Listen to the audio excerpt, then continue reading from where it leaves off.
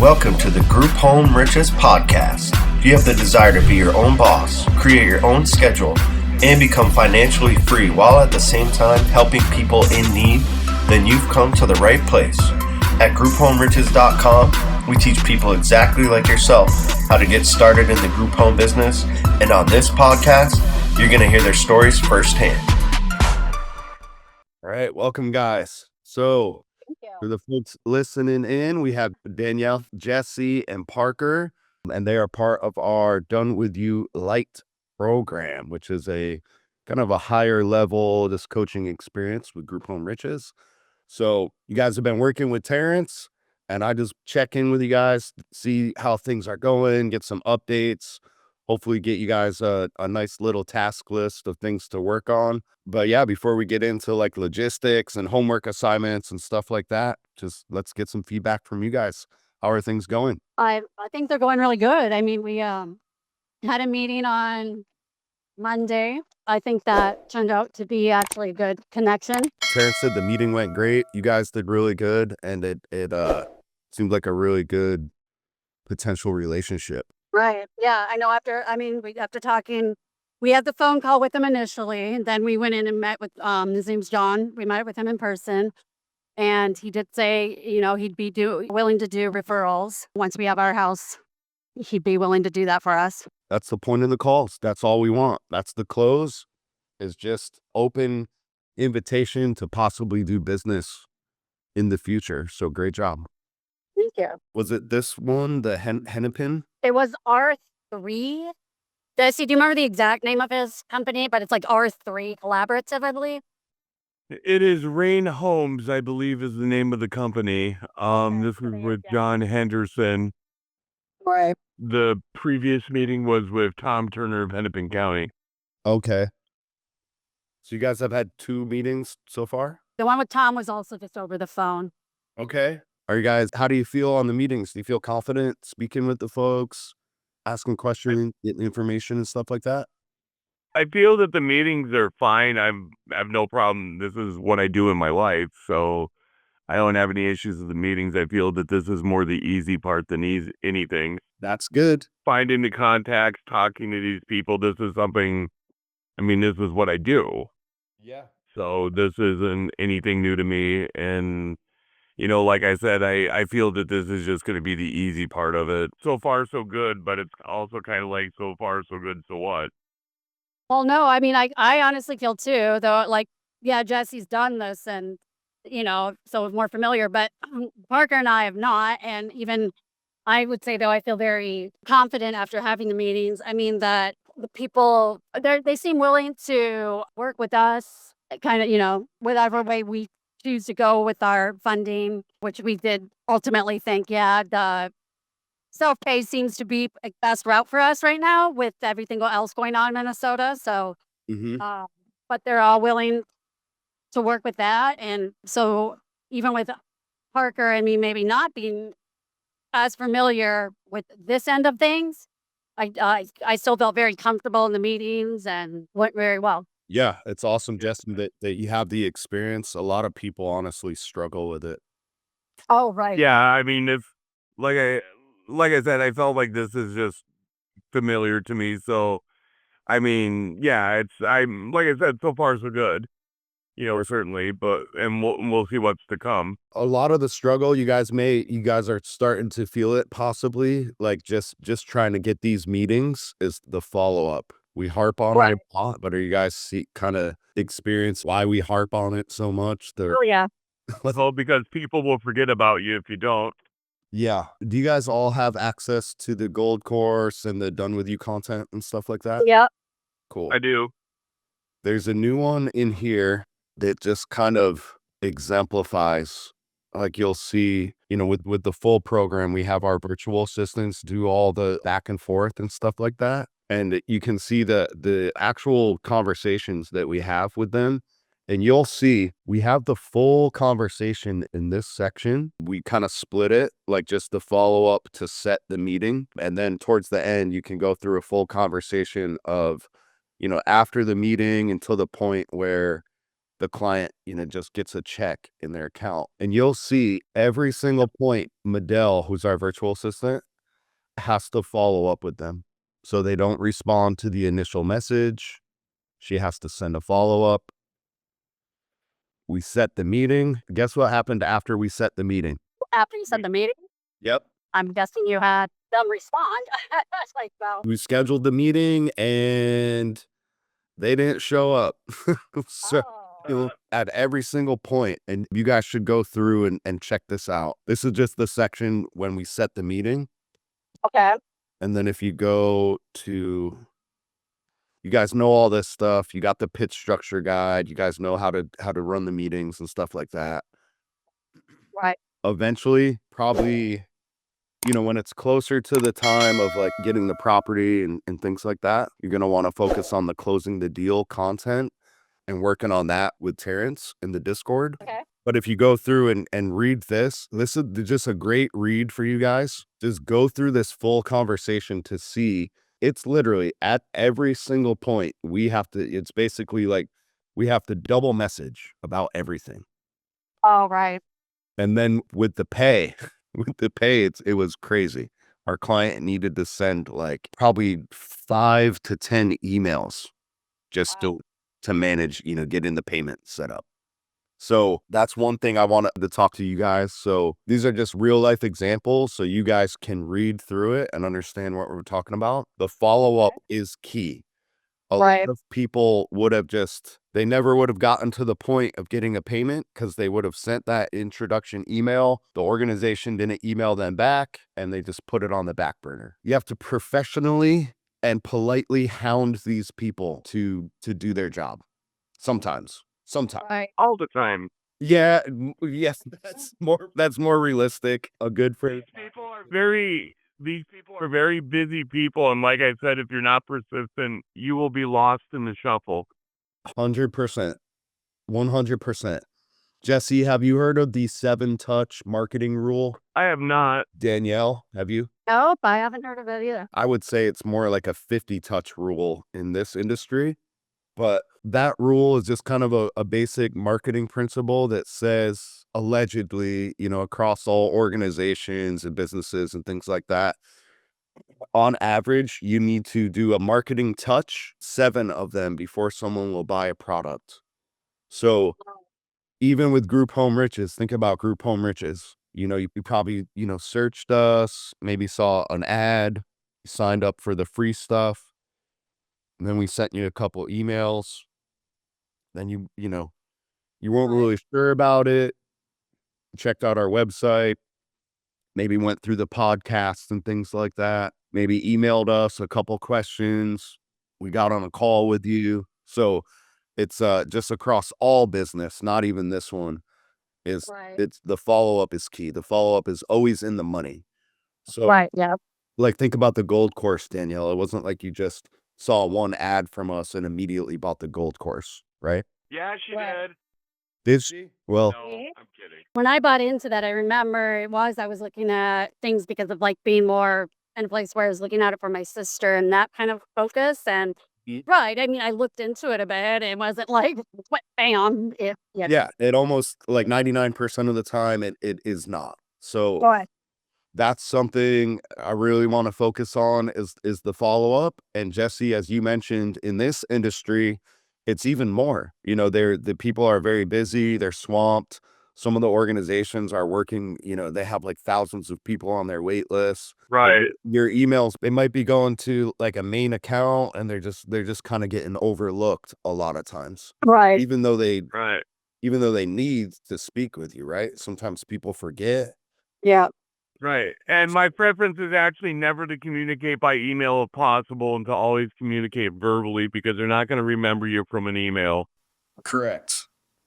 So when I actually get serious, when I want to talk to somebody and deal with somebody in this particular field is just because I know how this works with the treatment centers and the counselors. You're one of many, many, many people that they deal with on a daily basis. And if you don't form some type of verbal relationship, you'll be forgotten about easy. And that's just kind of just something I've learned over the years. So, it works great to email back and forth if it's somebody you're not really sure you want to deal with or not. But if you really want somebody's attention, you're going to need to call them and, make some inroads. And, you maybe even get into things like, when I was a program manager, I often, bought lunch on Nystrom and Associate at the dime, but I made good connections because they could put a face to me, or they could, they've spoken with me. And, I already have a reputation in this field, but, still without the follow up, I mean, you're just kind of like, a conversation that happened once. So you're really doing with these people. And it's not because, they don't care. It's just, it's always one thing after another. Yeah, it's human nature. It's Yep. like people forget. Even the personal example, we're gonna start working with like a marketing guy. He has a service that we need, that we were looking for, and I'm literally busy, and he had to follow up with me. Probably like, watch this. I'll pull it up. I'll show you guys what I'm talking about. And you have to excuse me if I can't read everything because I'm working off my cell phone in my car for the moment. So Okay, no worries. Yeah, look at how many emails this guy sent me. So you guys can, Danielle, you might be able to see it, but Right. 12 emails. He had to keep following up with me because I just thought it was spam. I didn't know who he was, and he just kept following up until I finally got on a meeting with him, and Right. it was, oh wow, yeah, I do need this service. Look, Right. 16 emails. We got couple different, email chains going through. So the follow-ups is key. So it's awesome that it sounds like you're comfortable and confident speaking with these folks. That's kind of the first step. Jesse, since you're in the industry, you already had that, which is great. right. And I already know these people. So that's the other part where it's just kind of like, I don't want to sound arrogant or cocky. It's just, okay, so I know some of these people.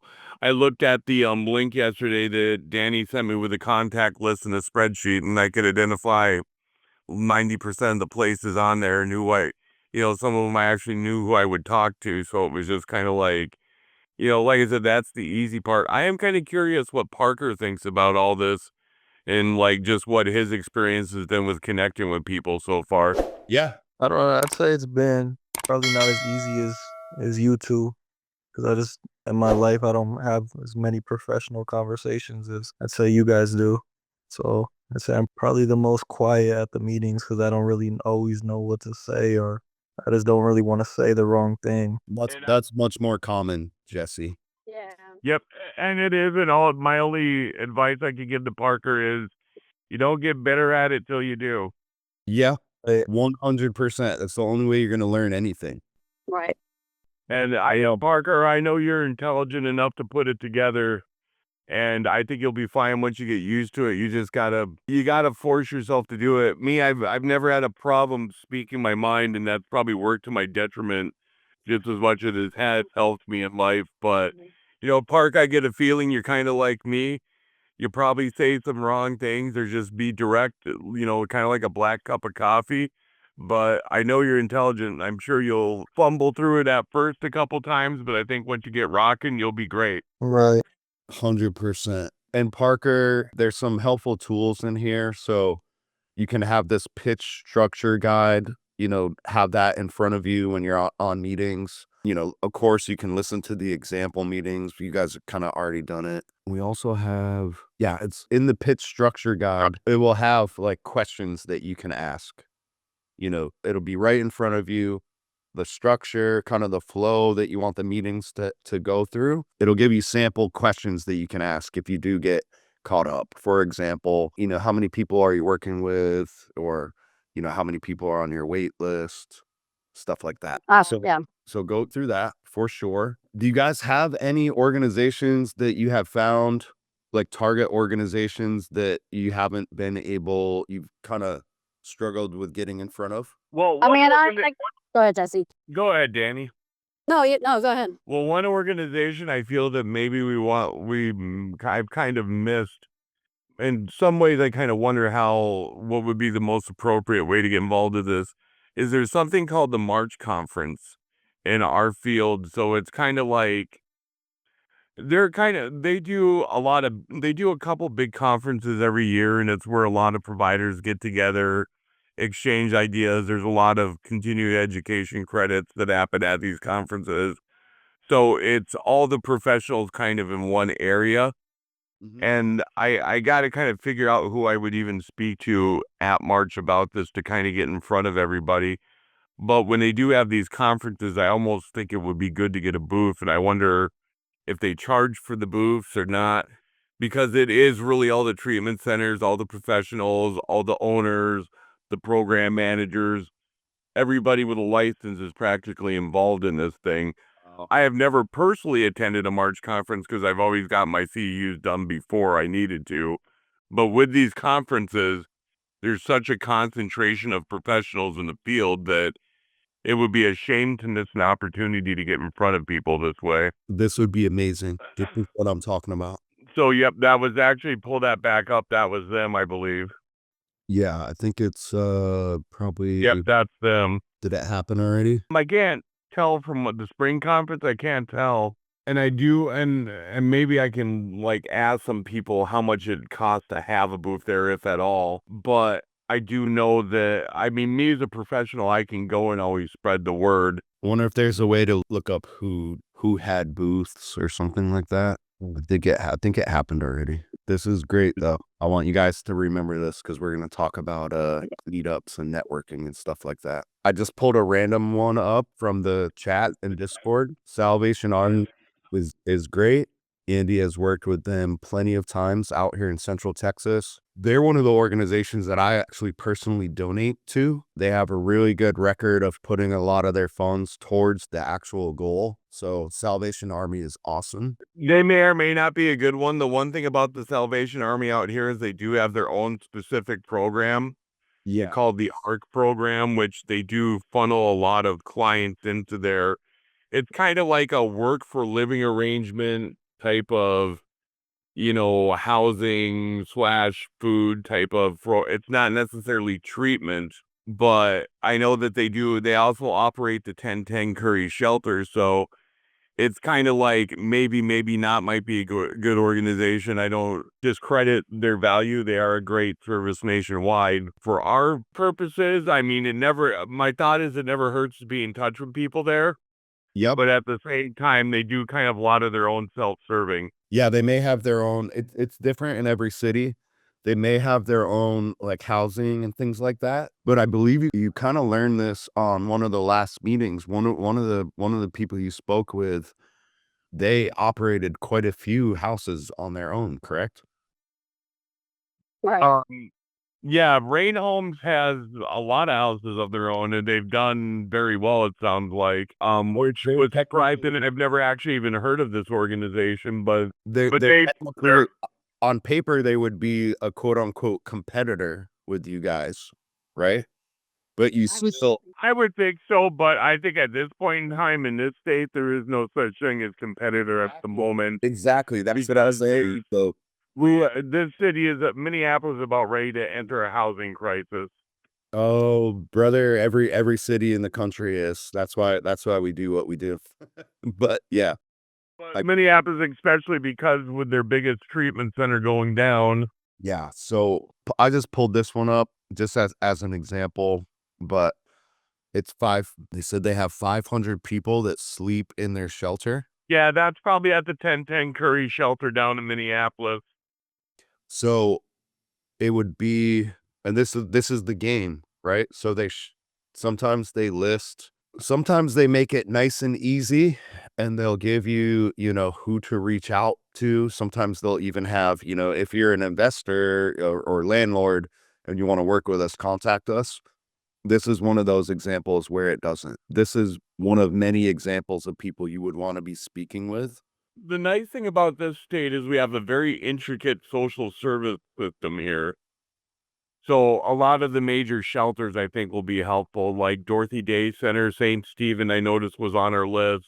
Those are the company I work for, and unfortunately, I cannot pitch to my own company, but I bet Danny and Parker can, because of Evil's whole statement is their mission is ending homelessness. So it's like, great, I'm in the perfect company, except I can't deal to myself out of it. Let's do a little bit of recon on these people. Because if you were to just send like the basic email to their general, their general email, it'll probably get lost in the sauce. Yeah. One thing I can always do is I could always call there tomorrow and figure out who the housing person is. That's the bet. Yeah, that's good. amazing to do. Right. Like I said, I know in other cities they're probably great. I almost wonder in this one, just because of, I mean, they're all, like I said, they kind of serve to themselves because they get a lot of work out of the clients through their art program. Like they'll work in their centers and stuff like that in exchange for room and board and all the free services the clients get. I do wonder how that would, I hesitate to say it's not of value, but I guess I don't know. I guess we'd have to talk to them. Yeah. Yep. That's the game. That's just like one example, Jesse. It's tough to find on their website. I couldn't find it. I'll use Grok or ChatGPT now for Yeah. what we call skip tracing. But yeah, you probably have to call. Again, just an example of the follow up. And it's not just, Salvation Army, but it's kind of any organization that you guys realize like, all right, we need to work with these people. You probably have to call this place. Hey, who can I speak with in housing? They'll forward you to there. You might get a voicemail. You leave a voicemail. You call back. Hey, who is the person in charge of rapid rehousing? What's their email? What's their name? And it's just hounding them. But I won't spend much more time on that unless you guys want. But that kind of, that's the game. That's the majority of the time should be spent on doing stuff like that. Okay. We have a couple cool tools for you. Terrence, your coach, do you guys have a CRM? What is a CRM? It's Client Relationship Manager. It's basically just a system to keep track of who you've marketed to and who you've spoken with. Well, so far that's what the spreadsheet is. Right. So the answer is yes. Okay. Terrence put together a marketing software specifically for group homes. So this is something to look into. I'm waiting to hear back from him to see if we can get you guys on as a testing client. I'd be up for it. Yeah, this will be something for, instead of you guys just send in like one email here and there, you can kind of automate it. You guys can do marketing emails so that full contact list, you'll be able to call them through here, keep track of it, keep track of like your meetings and things like that. I get the Excel spreadsheet. This would just be a little bit more sophisticated, and I know how Excel gets. So this is something to check out, and we'll follow up with Terrence on this, but I think we should get you guys in as one of like the test clients if Terrence is still doing that. If not, before he put this together, we use this company, HubSpot. Oh, Okay. So that's something that you guys can work to get set up. Once we figure out what your CRM is, we have all the marketing material for you. Terrence will give you that, like the copy, like the emails, right. actual emails that we use. Okay. Get that set up to maybe like once a week. You're sending out an email blast to all of the marketing contacts that we have, which, do you guys remember the count? Like how many, emails and numbers we got for you? No. No. All right. Let's follow up on that. You guys are doing what we call the deep marketing. So you're finding these places, researching them, and like kind of hounding them to get on the meetings and things like that. Right. We should have, we also just kind of do a mass email list of organizations, companies, people that need a ton of keywords. So we should have at least a couple hundred other marketing contacts that you guys could kind of be automating the marketing towards. Oh, that'd be great. That's either via HubSpot or hopefully Terrence's CRM here. And we have all that material for you. So Okay. that's kind of the next stage now that you guys are, comfortable, confident speaking with these people. We can start doing the mass marketing as well. Okay. All right. You guys you've had, I would say the first meeting was like a referral agency or something like that. I wouldn't really count that as a good referral source. Would you guys agree? Right, not so much for referrals. I know that was more like Terrence even said, like more about their certification program, which maybe down the line would be something we'd look at, but at the moment, because of the cost and stuff, Terrence was even like, it's not necessary right now. So, Yeah. maybe down the line. I think you guys, let's not count that one. I think you've had like 2 kind of solid meetings. Yeah. Cool. I would say so. Are you to the point where you feel like you would be comfortable leasing or partnering with a real estate investor?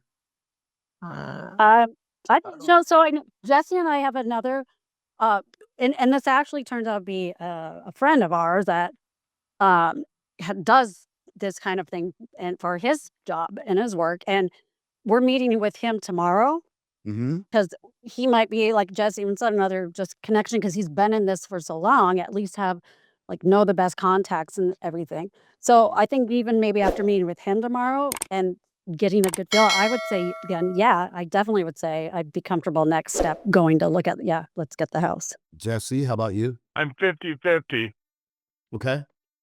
but I'm a little more conservative than other people. So Yeah. Good. Parker, how about you? Honestly, I'd say probably not. Okay. We're all over the place. The guy we talked to that we got a good connection with, he said, yeah, he'd fill our house, but he said he gets like 10, 15 clients a month. I don't know. But it's, So he said he filled the last person. He said it took him 8 weeks and he had the guy's house filled. To me, that's not a bad number. Okay. uh, I think I don't know. I just when we were talking with him and he just said like just make sure you just have money set away for rent because sometimes you'll have some. He's like you never know what's gonna happen. You might have 3, 4 months and you can't get anybody in your house or not enough people and you're losing money and stuff. So it's just I don't want to sign a lease on a place and we have one contact. And next thing I know, we all trying to pay rent on a house and we got 2 people in it and we're losing $1,200 for the next 5 months. I'd rather go into it knowing that we're set, not just hoping like, let's hope we get enough contacts off this guy. There's no right or wrong answer there. Danielle, little more risk adverse. Parker, Jesse, you guys are a little bit more conservative. If you had maybe 3 or 4 more contacts like that, would you feel more confident? right. The hard part about this is it's that thing where we can talk business when you get the house, but you don't want to get the house until you know you can talk business. So it's kind of it's a weird in between. And I think a lot of it has to do with when we talk to a person that's got the real estate, how much do you want? How long do we have to be locked in for? What is the house? That all helps me determine a comfort level. Like, if someone's saying, okay, I can rent you this house for $2,000 a month and it's a 5-bedroom house and it's in South Minneapolis, that doesn't seem, all that bad. It doesn't seem like a huge risk between the three of us. But if we're like looking at, yeah, we want $3,500 a month, it's a 3-bedroom, a lot of it has to do with the property itself as well. That will be a lot to look at because if someone say I got a house, but it's in Minnetonka, that's not really going to be a great area for us because all the resources are not in that city. Someone's got a house in South Minneapolis in the midst of all the treatment center and there's a bunch of resources, it's all on bus lines. We're going to have a lot easier time filling that out.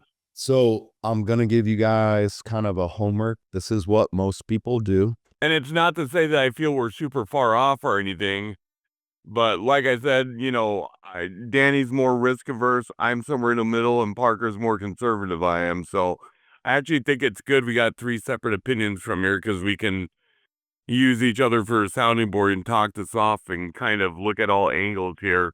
I agree. I'm almost more leaning towards Jesse and Parker. And again, that's just my personal. Like I said, I did say after I talk to this guy tomorrow, I didn't say at this moment. I said, because I think lean on what he says, if he's like, because I think he would have a lot of information and knowledge on it. So I'm gauging it more on what I come away with from that meeting. Gotcha. And again, there's no right or wrong opinion. We have some people that are, I believe in it. I'm gonna, I'm put my money down. I'm gonna get the house and let's wing it. which is scary. It's totally personal. It depends on kind of your risk tolerance. I personally wouldn't do that, and I normally don't recommend that for folks because No. it's a good question to kind of gauge kind of where you're marketing at. And usually the answer is to just start again, the follow-up, the meetings, the talk tomorrow might seal the deal for you guys. Who knows? But I don't want you guys to put your money down and lose money on a property because you feel like you need to do that. Right. Like, Right. I don't like working with that energy. If that makes sense. I feel Right. No. Right. Exactly. like money flows to people who attract it and not chase it. That's Yeah. just, my personal opinion. So, Right. and you guys can talk to Terrence about this on the next call after you guys have the check-in. I think he had like 3 or 4 organizations that told him kind of similar stuff to you. And he would just like, all right, I feel like I'm ready to get the property. So don't sign a lease or a partnership agreement or anything like that until all of you feel 100% about it. Right. That's my recommendation. Right. And I'm not saying I don't think this is too far off, but some more conversation would be good for Yeah. sure. I don't disagree. 100%. So this is what a lot of people do. They hop on Zillow and they look for the property. It's not about the property. This is where I've seen a lot of people, the people that have had success, they don't look for the property, they look for the investor. They look for the right investor, not the right property. Not saying that you can't, find the perfect property and kind of negotiate with them. I like high ROI activities. I like things that have, the better chance of success. Okay. So you can do this if you would like. I do not recommend it. This is what I recommend you guys doing.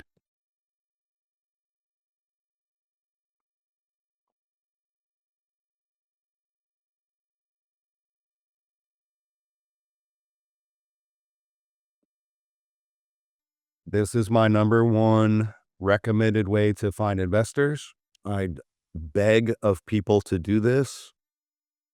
Even though I do that, a lot of people still just go to Craigslist or Zillow.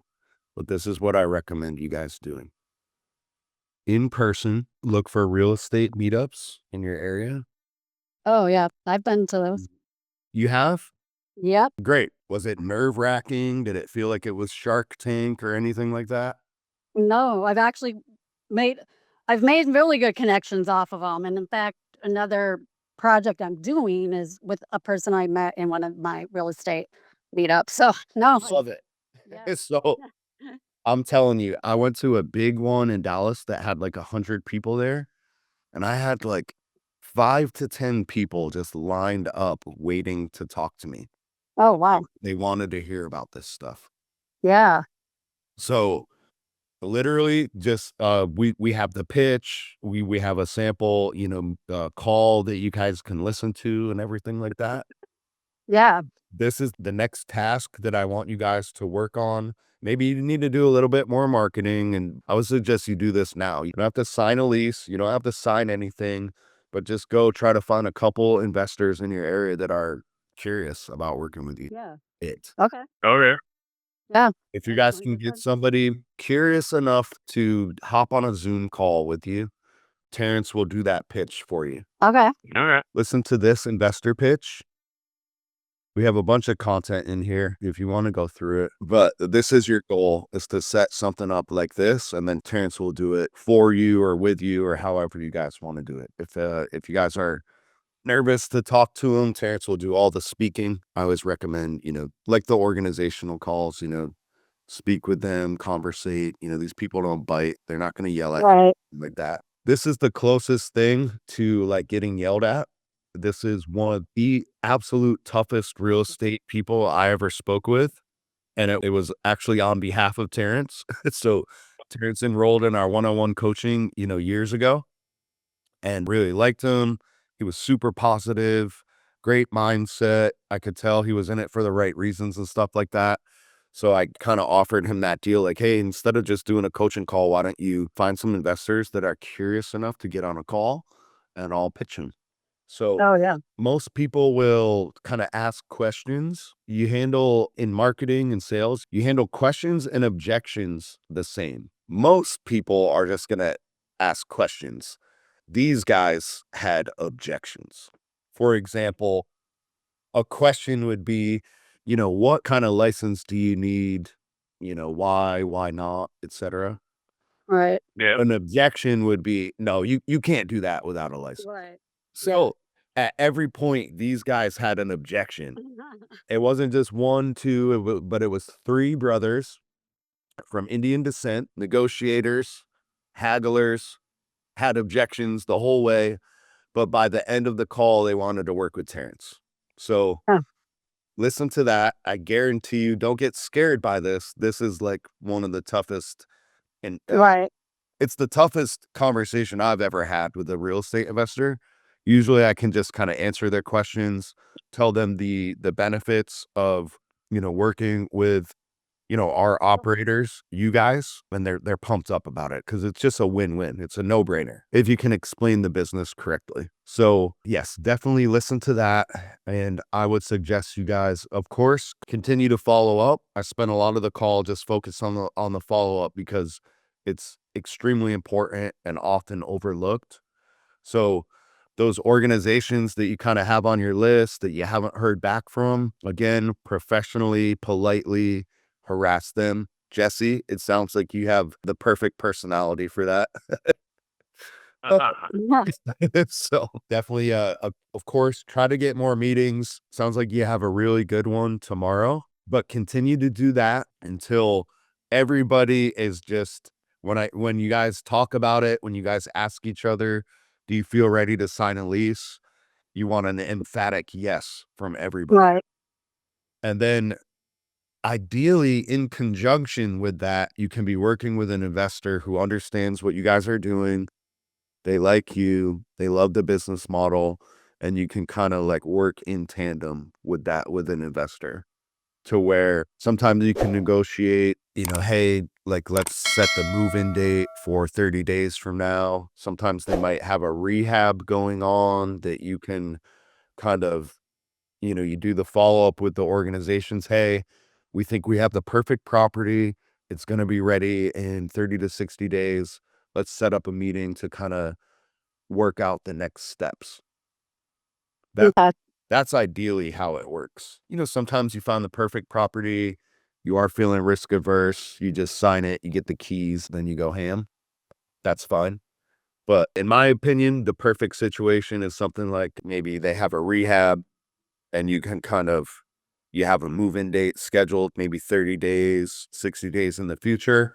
And then you can work on closing the deal with the contacts that you've kind of built up through the market, Okay. stuff like that. So Okay. there's some other stuff too, because right now you guys have only done like the intro calls with folks. Right. Eventually, again, once you get the investor to work with, you have a property or, somewhat of a situation worked out. This is a whole other ball game that you're going to be working with Terrence on and me as well. We'll do these calls maybe, I don't know, every couple weeks. It's just going to be depending on your guys' progress. Okay. Next up, maybe once you guys have gone to a meetup group or talk to a couple of investors or something like that, then we can circle back and we can focus on the closing the deal portion. All right. Sounds good. Yeah.